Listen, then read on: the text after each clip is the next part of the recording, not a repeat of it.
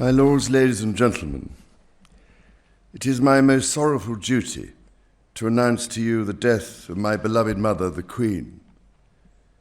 I know how deeply you, the entire nation, and I think I may say the whole world, sympathize with me in the irreparable loss we've all suffered.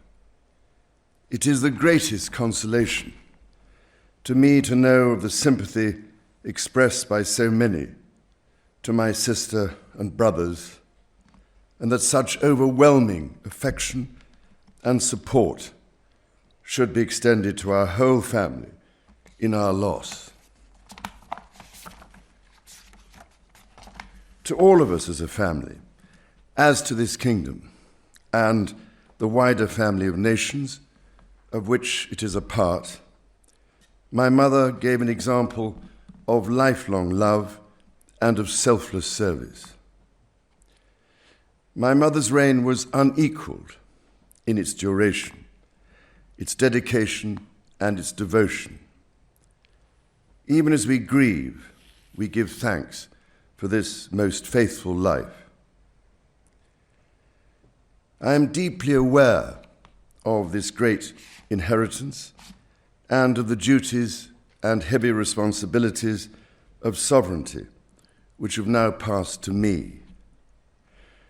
In taking up these responsibilities, I shall strive to follow the inspiring example I have been set in upholding constitutional government and to seek the peace, harmony, and prosperity of the peoples of these islands and of the Commonwealth realms and territories throughout the world.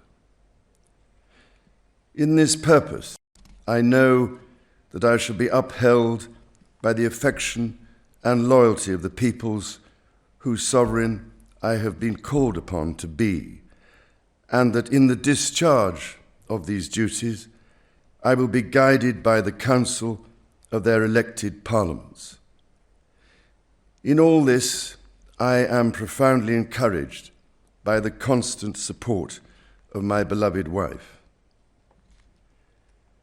I take this opportunity to confirm my willingness and intention to continue the tradition of surrendering the hereditary revenues, including the Crown Estate, to my government for the benefit of all, in return for the sovereign grant which supports my official duties as head of state and head of nation.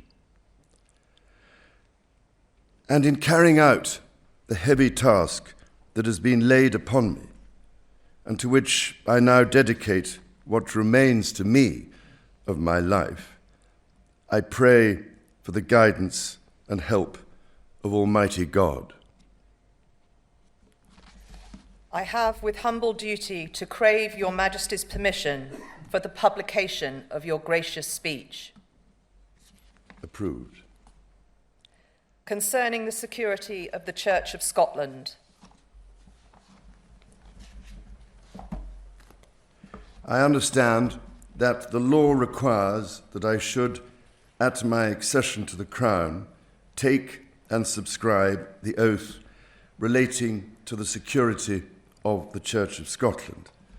I am ready to do so at this first opportunity.